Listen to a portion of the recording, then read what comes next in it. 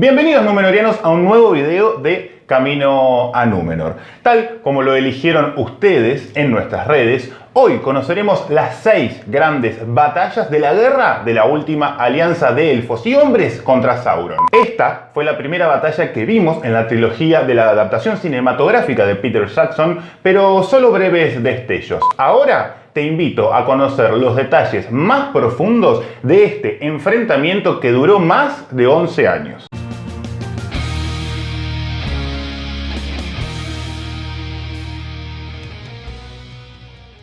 Los gérmenes de esta guerra los encontramos en la estadía de Sauron en la isla de Númenor, tal como te conté en este video. El Señor Oscuro es el principal artífice del hundimiento de la isla y de la muerte de casi todos sus habitantes. Todos menos los llamados fieles, que logran escapar del desastre en 9 navíos que llegan al continente de la Tierra Media. Y salvo también, obvio, por Sauron, porque su espíritu viaja a la torre de Barad-dûr y allí espera a recobrar fuerzas y agrupar sus ejércitos. Una vez que se produce esto, sucede la primera gran batalla de la guerra de la última alianza.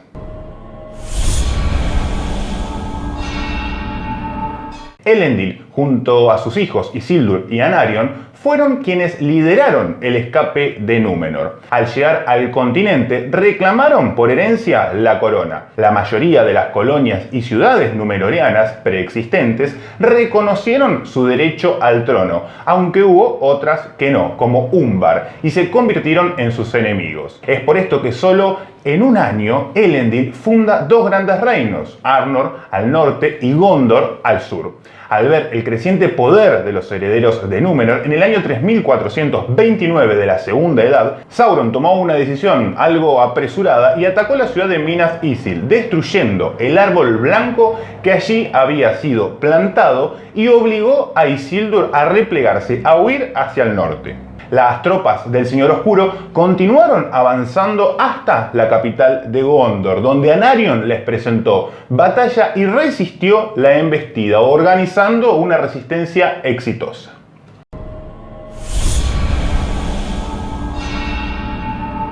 Al año siguiente de estos sucesos, Elendil tomó la decisión de parlamentar con el último supremo rey de los Noldor en la Tierra Media, Gil-galad, y al que sus antepasados habían ayudado en la guerra de Eriador, con el objetivo de formar una alianza que avance sobre las tierras de Mordor y que destruya al mal para siempre. El rey elfo entendió el mensaje y convocó a todos los pueblos que podían ser sus aliados. Así fue que formaron parte de la alianza los elfos Sindar y Silvanos de Lothlórien y el Bosque Verde y los enanos de Khazad-dûm. También fueron convocados hombres del norte, enemigos de Sauron.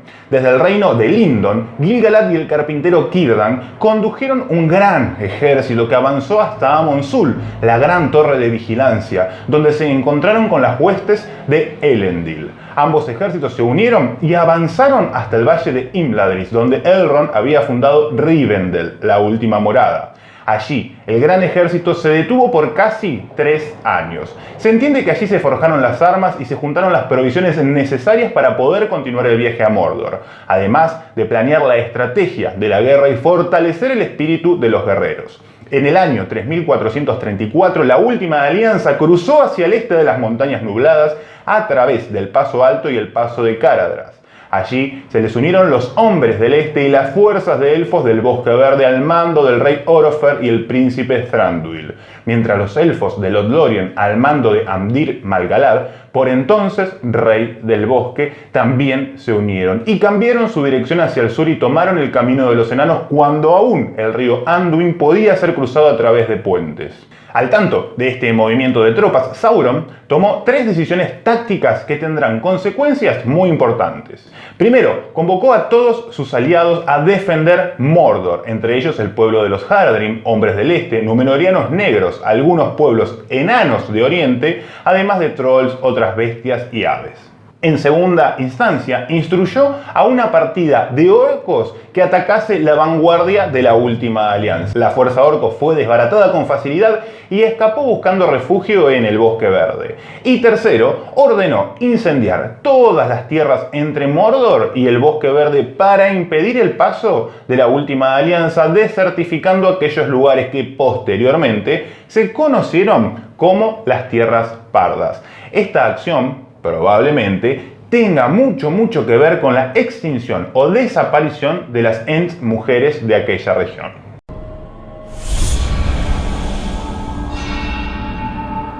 Con cierta facilidad, las tropas del ejército más imponente, más gallardo desde que los Valar avanzaron sobre el reino de Morgoth, llegaron a las cercanías de Mordor. Los ejércitos de ambos bandos chocan en Dagorland, el llano de la batalla. Los primeros en entrar en combate fueron los elfos de Orofer del Bosque Verde, que optaron por desconocer la estrategia general, aún no encontrándose con el mismo equipamiento y las armaduras de sus pares. Orofer fue rechazado por las primeras defensas de Sauron y fue empujado hasta la Ciénaga de los Muertos, mientras que los elfos de Amdir fueron en su auxilio al lugar donde los dos reyes finalmente caerían perdiendo la vida. Las huestes que respondían a Gil-galad y Elendil se enfrentaron al grueso de las tropas del Señor Oscuro.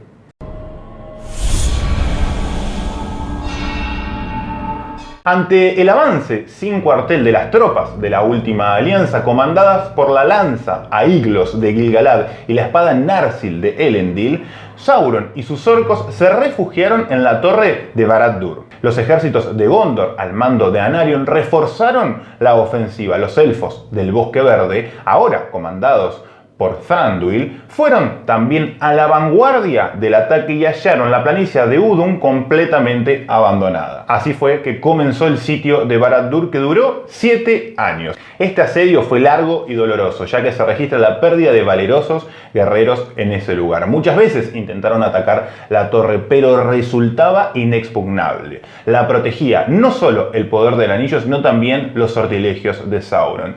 Muchas veces las tropas del enemigo propusieron escaramuzas y atacaron con proyectiles desde la torre. Producto de uno de estos impactos, de probablemente una roca, cayó Anarion, el hijo de Elendil.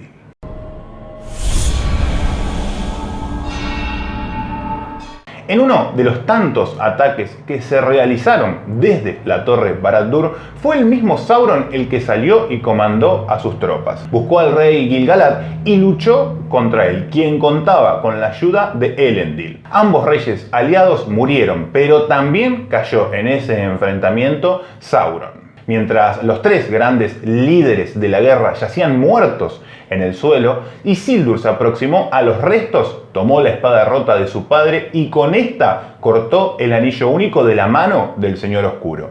A pesar de los consejos de Elrond y Círdan, Isildur se negó a destruir el anillo en los fuegos del Monte del Destino y lo tomó como premio de su casa, como indemnización de su pueblo. Ya sin líderes, los orcos y sus aliados huyeron o perecieron, y Mordor quedó momentáneamente libre de enemigos. En la época de la posguerra, mientras Gondor creció en poder, instaló varias guardias de vigilancia en Mordor con la intención de vigilar el lugar, propósito que se cumplió por casi 1000 años. Se levantaron la Torre de los Dientes y la Torre de Cirith Ungol. La Torre de Barad-dûr fue destruida, salvo por sus cimientos que estaban protegidos por fuertes encantamientos.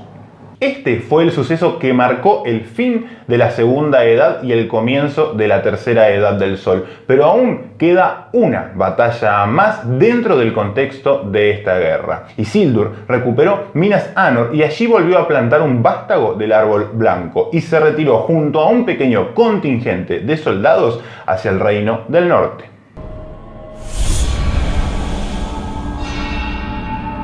Entiendo que muchos pueden no contar esta batalla como parte de la guerra de la última alianza, pero a mi entender debe ser contada ya que forma parte del mismo contexto y tiene a los mismos beligerantes. Al retirarse Isildur a Arnor junto a su compañía en la región conocida como los Campos Gladios, una zona pantanosa donde se une el río Gladio y el río Anduin al norte del bosque de Lothlórien, el rey fue atacado por una división de orcos mucho mayor en número. Al ser superado, Isildur dispuso una defensa en círculo y resistió. Envió a su escudero y a otros 2 soldados ayudantes a que huyeran llevando los restos de la espada Narsil. El primer ataque orco fue repelido y rápidamente los Dúnedain reanudaron la marcha, pero fueron vueltos a atacar a los pocos kilómetros, ya caída la noche.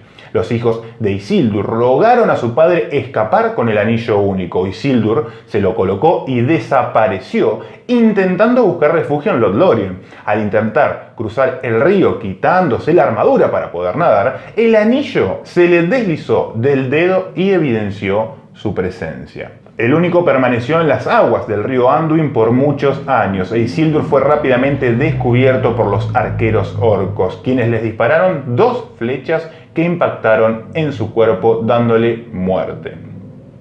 La historia de la última batalla, de la guerra de la última alianza, finaliza con las tropas de Thranduil cayendo sobre los orcos atacantes y finalmente dispersándolos. Esta fue la historia de la guerra más importante de la Segunda Edad y la que motivó a muchos elfos a abandonar con mayor frecuencia y progresivamente la Tierra Media en busca de las costas occidentales y la que permitió que los 3 grandes anillos élficos puedan seguir siendo usados para la preservación de las pequeñas casas élficas que aún quedaban en la Tierra Media. Si te gustó, suscríbete, porque viene una nueva sección que se llamará Derribando mitos de la Tierra Media en pocos días nomás. También estamos en Spotify hablando del Legendarium del profesor e intentando poco a poco tolkienizar el mundo. Nos vemos ahí también si querés. Si no, nos vemos la próxima en este canal de YouTube que se llama Camino a Númenor.